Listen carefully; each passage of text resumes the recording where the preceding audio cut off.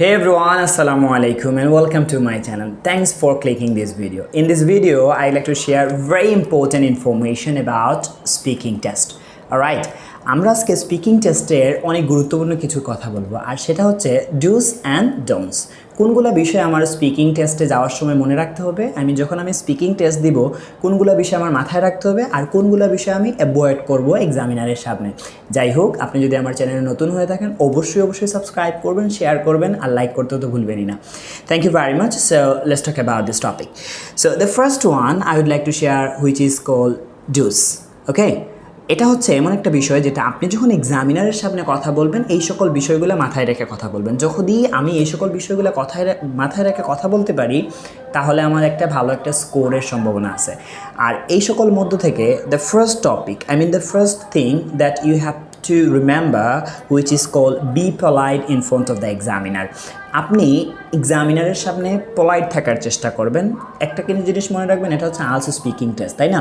Also speaking টেস্টে একটু ভদ্র থাকার চেষ্টা করবেন, যেটা আপনার জন্য ভালো, এক্সামিনারও একটু ভালো ভাইবস ক্রিয়েট করতে পারে আপনার জন্য।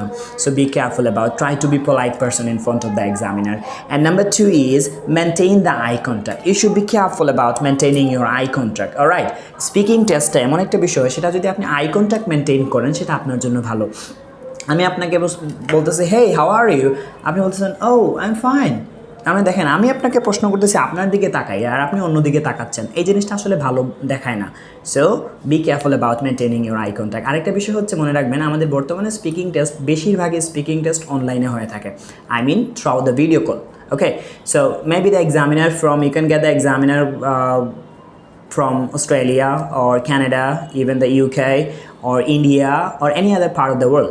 যে কোনো পৃথিবীর যে কোনো একটা অংশ থেকে এক্সামিনার হতে পারে। এখন ভিডিও কলের মধ্য থেকে যদি আপনি অন্যদিকে তাকিয়ে কথা বলেন সেটা আসলে ভালো হয় না।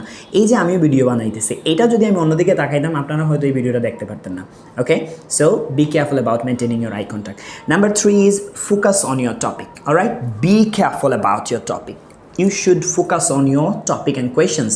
আপনি আপনার কোয়েশনের মধ্যে ফোকাস করবেন। আপনাকে যে কোয়েশন করা হয়েছে আপনি সেই আনসারটা দিবেন, এক্সট্রা আনসার দিতে যাইবেন না। এক্সট্রা আনসার দিতে গেলে আনসারের মধ্যে প্যাচ লাগাই ফেলবেন। So be careful. Number 4 is expand your answer. Okay, you have to try to expand your answer to make your answer longer.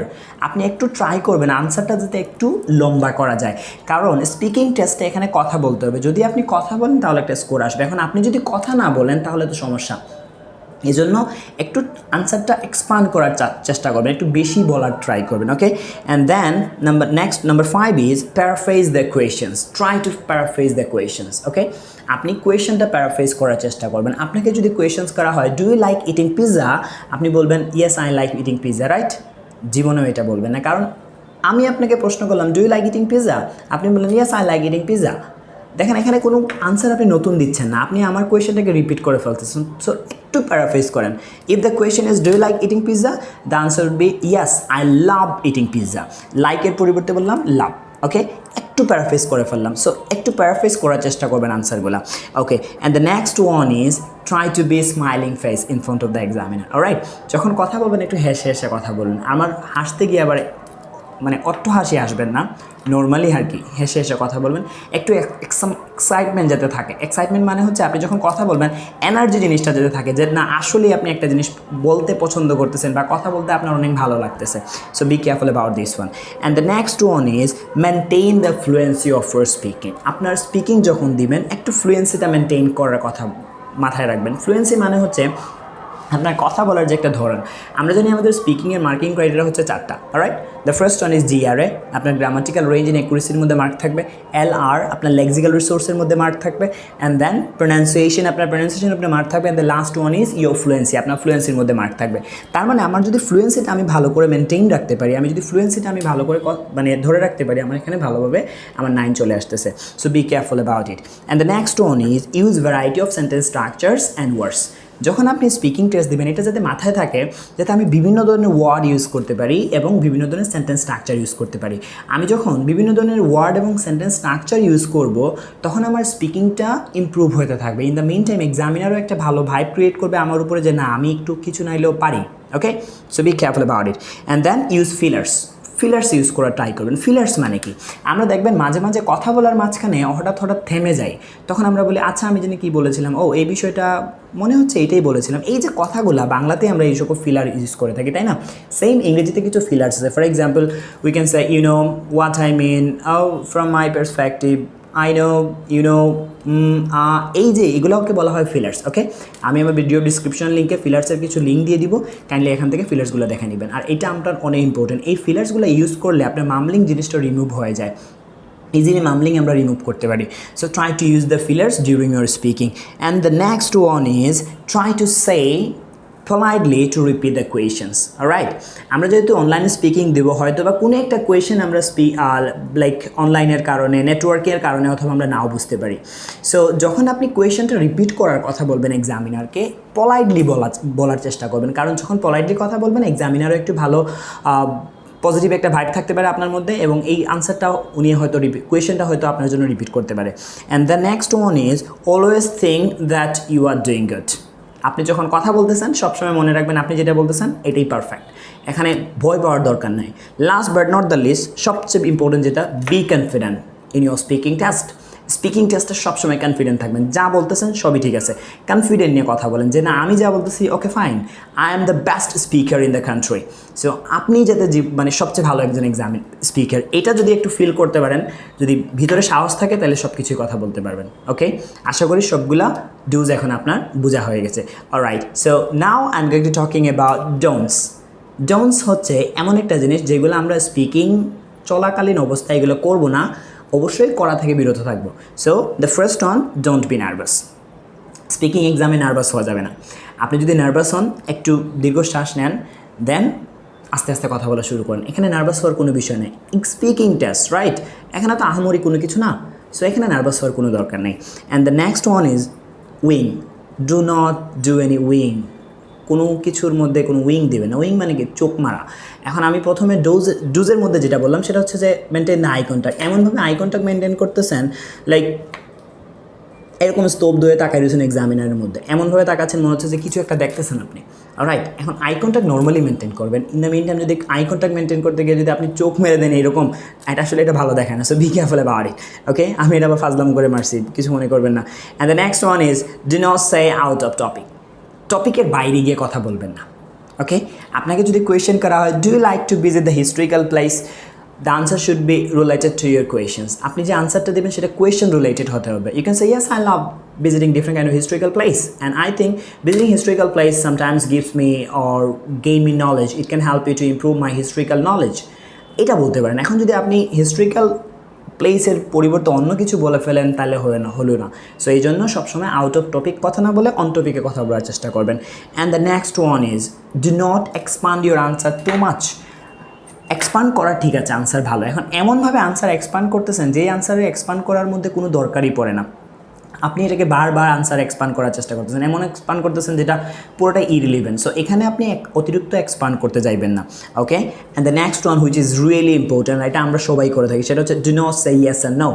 Speaking টেস্টে কখনো ইয়েস নো দিয়ে আনসার ক্লোজ করবেন না, ট্রাই টু এক্সপান্ড, অ্যাটলিস্ট বলার চেষ্টা করবেন। আপনি বারবার ইয়েস নো দিয়ে আনসার বলে শেষ করে ফেলতেছেন, এক্সামিনার তো আপনাকে এখানে কিসের স্কোর দেবে, কি মানে আপনার কি মানে কী বলে এটাকে, আপনার কিসের উপরে উনি আপনাকে স্কোর দেবে? অবশ্যই একটু বেশি কথা বলতে হবে। অলরাইট, সো কখনো আমরা ইয়েস নো দিয়ে আনসার ক্লোজ করবো না।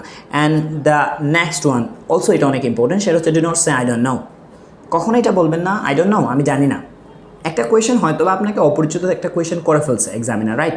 এক্সামিনার একটা অপরিচিত কোয়েশ্চেন করে ফেলছে যেটা আপনার সাথে রিলেটেড না, no problem, you can take time from the examiner. একটু সময় নিতে পারেন, আপনি বুদ্ধি কাটিয়ে আপনি বলতে পারেন let me think about this question, it's not my area of thinking but give me some time, I'm thinking about these questions.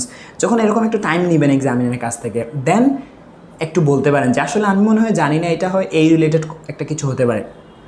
Alright, so আপনি একটু টেকনিক্যালি আনসার দিতে হবে, বাট কখনো এটা বলা যাবে না I don't know about this questions. Do not skip করা যাবে না questions. Okay, and the next one is repeat the questions, do not repeat the questions. আপনাকে যখন কোয়েশনস করা হবে, কোয়েশনটাকে আপনি রিপিট করার চেষ্টা করবেন না, কারণ রিপিট যদি করে ফেলেন এখানে আসলে ভালো একটা স্কোর আসবে না। আপনাকে বললাম ডু ইউ লাইক কফি, আপনি বললেন ইয়েস আই লাইক কফি, এখানে তো আসলে ভালো একটা স্কোরের মধ্যে কিছু পড়ে না। এজন্য কখনো কোয়েশন রিপিট করবে না, একটু ঘুরিয়ে বলার চেষ্টা করবেন। অ্যান্ড দ্য নেক্সট ওয়ান, এটা আমাদের আসলে নার্ভাসের কারণে হয়ে থাকে, এটা হচ্ছে ডু নট স্পিক ফার্স্ট। অতিরিক্ত স্পিডে কথা বলবেন না। আমরা যখন কথা বলতে থাকি নার্ভাসের কারণে আমাদের মাথা কান সব গরম হয়ে যায়, আর যখন কথা বলি আমরা নিজেও জানি না কী বলতেছি, এই জন্য আমরা গুলমাল পাকাই ফেলি। এজন্য যখন আপনি কথা বলবেন রিল্যাক্স থাকেন, আস্তে আস্তে কথা বলেন। ডু নট স্পিক ফার্স্ট, অতিরিক্ত ফার্স্ট বলা যাবে না। And then do not speak slow, আবার ফার্স্টও বলা যাবে না, ইন দ্য মিন টাইম অতিরিক্ত স্লো বলা যাবে না, ঠিক আছে? স্লো বলতে গিয়ে এমন স্লো বলতেছেন এক্সামিনার বিরক্ত হয়ে যাচ্ছে আপনার কথা শুনে, এরকম যাতে না হয়। Normally maintain the fluency, okay? Normally কথা বলেন, এই যেভাবে আমি কথা বলতেছি এরকমই, okay? And the next one is do not memorising the answer, okay? Do not memorise the answer, কখনও আনসারগুলো মেমোরাইজ করবেন না। আপনি মেমোরাইজ থেকে যদি আনসার করেন বা মেমোরাইজ থেকে যদি আপনি আনসার দেন, তাহলে এটা ভালো একটা স্কোর পাবেন না, কারণ এক্সামিনার যখন আপনার স্পিকিং নেবে আপনার দিকে তাকাইলেই বোঝা যাচ্ছে কোন আনসার মেমোরাইজ করছেন আর কোন আনসার আপনি নিচে থেকে বলতেছেন। So be careful, try to avoid the memorising answer. And the next one, do not say with low voice, low voice দিয়ে কথা বলবেন না। লো ভয়েস মানে কি, একদম মানে এমন একটা ভয়েস দিয়ে কথা বলতেছেন মানে আপনার কথাটা উঠে আসতেছে না এক্সামিনারের সামনে। সো যখন কথা বলবেন স্পষ্ট ক্লিয়ার কাট কথা বলবেন, যাতে একজন এক্সামিনার বুঝতে পারে আপনার কথা। And the last one, do not try to make perfect, কখনও একটা কোয়েশ্চেন যদি আমার ভুল হয়ে যায় আমি কখনো এটাকে পারফেক্ট করার চেষ্টা করব না। যদি যেটা ভুল হয়ে গেছে হয়ে গেছে, অলরাইট?